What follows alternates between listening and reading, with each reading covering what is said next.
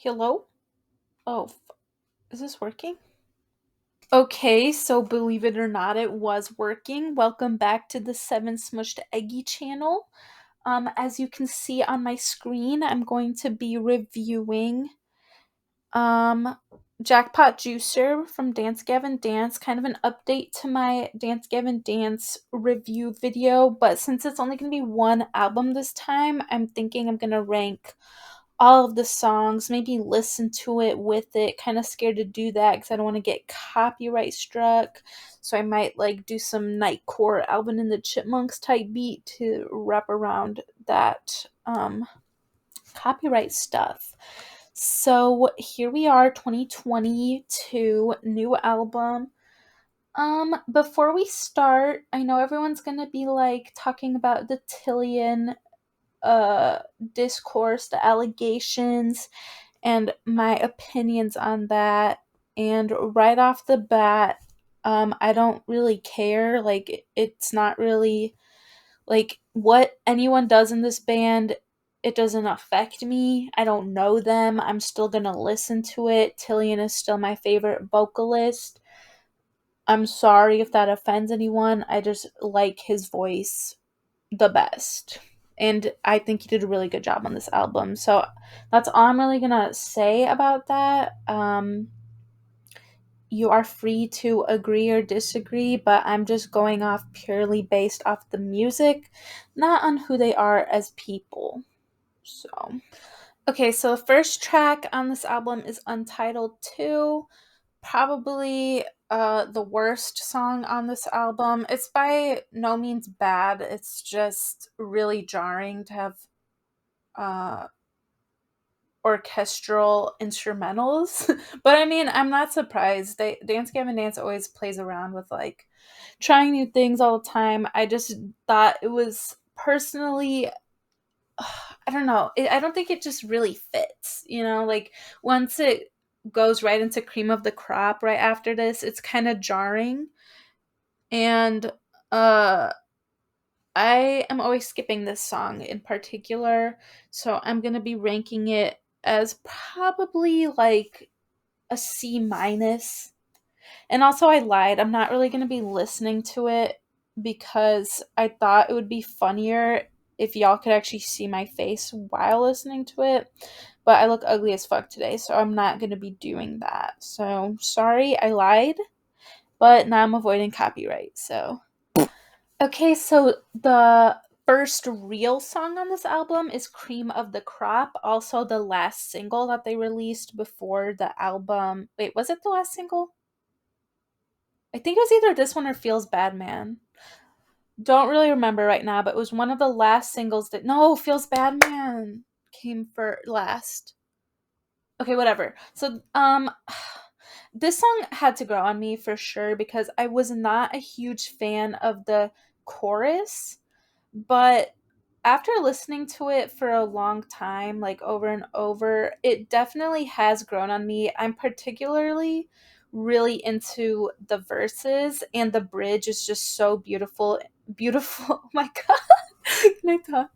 So beautiful instrumentally, and Tilian does some really cool runs and everything. And also just John Mess sounds a lot different on this album, but in a good way. Like, I think this is the best John has ever sounded, because in older albums he kind of sounds messy and I wasn't gonna say raggedy because he's not raggedy, but like um he used to sound really like rough. Like, it would kind of like make you wince when you listen to him in the past, but now it's like super like it just sounds really good. Like, he totally mastered screaming in this song. So I'm going to give this song an A. I actually really like it. So welcome to the John Mess and Dance Gavin Dance Goofy lyrics section. We're gonna be highlighting the goofiest slash coolest lyrics per song because why not? So right off the beginning, you can see in the chorus, are we pandas on camels or birds in a flock? Are we caricatures? Are we cream of the crop? I don't know what the fuck that means, but cool. It's very John Mess. I also really like I see the zebra flustered in the zoo. I mean, I don't know why they always be singing about animals, but it makes me laugh every single time. I'm trying to see if there was anything that was like actually beautiful in the song, because sometimes Tilian will say something really, really like insightful in the midst of all the chaos. This song is just overall pretty goofy, but I do like it. Those are probably my favorite lyrics in this song. And I'm not really seeing anything that's like, wow, that's deep. So this is gonna be a certified goof. Okay, so the next song on the album, also known as the first single that they released for this album, is Synergy. I said in my last Dance Gavin Dance video that I was kind of worried because I couldn't quite vibe with this song. Like, I still didn't mind it, like, I liked it, but I was a little bit concerned that I wouldn't be as into the new album as I was in previous entries. However, after listening to this song a bunch, I really changed my mind. Like, I'm gonna give this one an A as well. It's a very strong single, and I think it makes sense that they released this one first. Also, the music video is hilarious. I love the Rat King and the dancing rats in the background. Like, that shit never fails to make me giggle and smile. I love Tilian's goofy ass dance moves in it. Like, it's just a really fun song and music video and instrumental and everything. Like, I really, really like this, and I really, really like Rob's part too. At first, I was like, "What the fuck?" Like, his voice kind of like was jarring to me because he's so like clean in comparison to Tillian and John, I guess. So, but it actually works together really well. And it's just overall a really fun track. So now for the lyric portion, some lyrics that stood out to me slash made me laugh are, if you're filming me piss, it's probably best I stop the stream. My colon is golden, eyes they gleam. I mean, this one kind of speaks for itself, why I think it's funny. I don't know how he makes piss such a I don't know, like the way he's able to just scream that so nonchalantly, just okay. And then something else that I thought was interesting was feeling panicked, so I got myself a knife. Then I felt empty, so I went and got myself a wife. I mean, I just really like the rhyme scheme here with knife and wife, and just like the progression of this is just really fucking comical. And also I tried to learn about the meaning of my life, but I couldn't quite decide which good book to buy, which seems like kind of a jab at self-help books, which I mean, they kind of write for that. They kind of write for that. And obviously the animal shit again, priceless, finest, ice white platypus, blessing the things that I touch, worship me, worship my stuff. I mean, John Mess just has a whole like book of animals, and he picks one to feature per song, and go him, bro. He's an ice wizard in Wizard 101 too. That's kind of what he's hinting at. Kind of the worst school, but I won't hate on him. The next song, Holy Ghost Spirit. I'm just gonna go ahead and say that this is one of my favorite tracks on the album. I'm gonna give it an S. Tilian is just so different in this album in general. Like, the amount of creative lengths he's going in vocally is just so fucking interesting. I love the part where he's like zooming through the haze, I'll sleep when I'm awake. It's like hypnotic, and it sounds like he's riding on an ocean wave or something. And I really, really like it. It's just, he sounds beautiful on this track. And it's just a really good song. Like, I remember listening to it for the first time, and I'm like, oh my God, like, I'm definitely gonna listen to this again. And John Mess also sounds really good on this track as well. I don't know why, but it gives me like Seether vibes when he just comes in screaming. I know they're like nothing like Seether, but that's just kind of the vibe I get, and it's kind of like a comforting throwback to older rock bands that I'm into. So, gonna give it an S. So for the lyric portion of this, I'm gonna split it off between goofy John Mess ones and insightful Tilian ones, just because this was probably the first one where I feel like Tilian has something actual to say. So starting with the goofy ones, carrot on my smock, veggies on in my socks, wearing every kind of farm type clothes. I mean, it really goes with the food vibe that is littered throughout the album. That's kind of there he goes again. You know what I mean? And honestly, John Messing, I just really want to be with you and take the time to see this through is kind of surprising. I think that's the most serious I've ever heard him say something, but that's not really goofy. That's more of an insightful thing. Um, Let me see what other goofy stuff that really stuck out to me. Um, you're nearing the end of your life. Bye bye. I mean, that's just kind of comical to me. So those are pretty much like the only goofy stuff that really stood out to me. But for insightful stuff, that kind of made me sad because something that I've noticed throughout this album is that it's honestly really sad. Like I would argue it's a lot more sad than some of their older stuff, like collectively.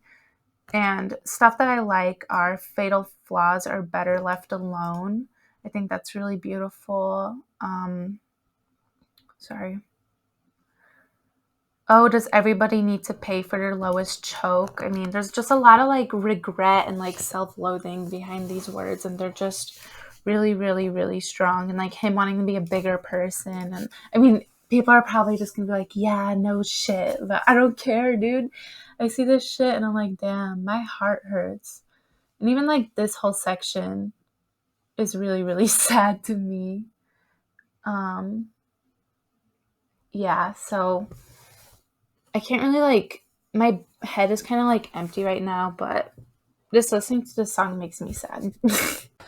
Okay, so for the Jeers is next, and I'm gonna be honest with you, this song kind of annoyed me when I first listened to it because like the chorus is so it's like so repetitive. Like they say like I'll never fail like every 3 seconds and it's like, "Oh my god." Like I wanted to kind of like asphyxiate myself listening to it. And it kind of just felt like that's the only thing they gave Andrew. Like this is like the biggest appearance of Andrew on the whole album. And they kind of did him really dirty for that. But I mean, after listening to it a bunch more, I'm not gonna say it's my favorite song on the album. It's definitely one of my least favorite songs on the album, but I definitely like it now. Like I won't be skipping it anymore. Gonna give it a B. But and I also just really like the message, like being obsessed with everyone that hates you and like all the negativity that they spread towards you. I mean it's probably really applicable now, especially to Tilian because everyone hates him now. But it's like, uh, as human beings, we're just so fixated on what people hate um about us, and like even if it's not true, like a part of us is always like desperate for validation and like I don't know, just it's easier to be attached to negativity and like I really like the message behind this song. Especially when like you're famous, like you kind of have to deal with people like looking at you all the time and judging you. So I don't know, really like the message. The song is I don't know, like musically speaking, it's a little annoying, but it's not bad. Like I will listen to it. Okay, lyric time. I wrap around doing flanking ranking in the store so unprepared that I better buy 50 bears, ducks are scared. And but I want to dump 50 fish on Karen. I mean, here we are again. Animals. These are the animals that John has decided to feature today: bears, ducks, and fish. Brilliant. Brilliant as per usual. Um, let's see. Oh my god, I really love this lyric, but it's obvious I've been hanging on to a world that kills everything it touches. That's like really fucking beautiful. That's probably like one of the best lyrics in this entire album. Like I really, really like that. Um, let's see. What other goofy goobers are there? Child getting wild, hold my growing cow. So he's also brought the farm animals. Don't forget the cow. He actually just really likes cows. I've noticed that. And yeah, if I get bored enough, I'm ordering up the big ice cream. I tried to shut up my dumb butt with gains and grains. This is hurtful food, inflict chow pain. Yeah, I mean, he said it. He took the words right out of my mouth. I mean, and also I really like no better than to keep a score. Why am I always keeping score? I'll never fail. What if I fail? Kind of like, I really like how they're expressing that self doubt in like the lyrics and the way that they're singing it, and kind of like a panic. And like, I mean, maybe that's why it's so repetitive, because it's kind of like going in circles over and over in their head, like that self doubt and stuff. So it makes sense. It's a well crafted song. Track 6, Ember. Um, there's parts of the song that I really like, and some of parts of these songs that I'm not super into. So this is why this might be a kind of a controversial take, because I know a lot of people are very fond of this song. I'm gonna give it a B plus, because I'm not really a huge fan of like the intro, the refrain, or the first verse. I kind of start liking the song in the pre-chorus, so that's already like a whole minute in, and then I really love the chorus. Like that build up to the chorus is definitely cathartic. It's really worth it. Really love how this sounds. Um but just that beginning that I just can't really get past. I mean, I don't dislike it by any means, but because of that, I'm giving it a B plus. Um I also really like the message behind the song, where it's basically about not giving up, and like, even if your fire is dwindling, as long as there's an ember, you can make it ablaze again. Woo, I get what they're trying to do here. Not one of my favorite songs on this album though. Sorry. You know when you get like a free fucking screen recorder and then it just cuts out your audio like every 2 seconds? Well, that's what just happened. So here we are again reviewing the lyrics for this song. Don't have much to say. I was talking about how I found it funny that he says achoo, achoo, achoo, because I argued with my friend, because I could have sworn he was saying I do, I do, I do. And I'm like, no way in hell is he saying achoo. But I mean, it's John Mess. Why was I surprised? Of course he would make sneezing fucking noises. Um, I was basically talking about how I really like this verse 1 lyrically, how he's kind of like locking all these negative feelings he has in a box because he doesn't want to cause problems, even though it kind of like is a burden on him, making him feel like shit. Really like that. I also just really like the chorus, very cathartic, how he's kind of surrendering all that pettiness, all that bad emotion, all that bad behavior, and he just wants to make everything right, repair it, and reignite that flame. Um, I also really like this second jab on self help kind of shit. I could have sworn that I fixed myself because I read a bunch of shit about mental health. I mean, hard agree. Very funny that they just kind of have been throwing that in there. Um, I think these two lines sum up the heart of this song. We've dwelled on our mistakes, taken our own space, we deserve another chance. These two just literally sum up the whole song. And I think that's really beautiful. And that is all I really have to say about this. Sorry, I'm speed running. It's like my third time having to re-say that. So, okay, so Pop Off, also known as my favorite single that was released for this album. This song is just fucking awesome. Like, I'm gonna pop off listening to it. That's all I'm gonna say. The music video is also very fucking funny.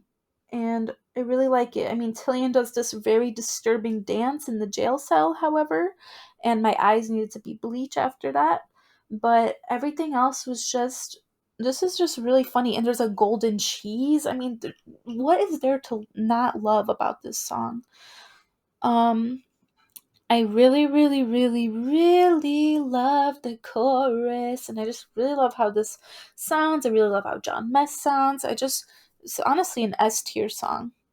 I just really, really, really, really, really, really like it. And it just sounds really cool instrumentally as well. Like I said, everyone really just popped off on this.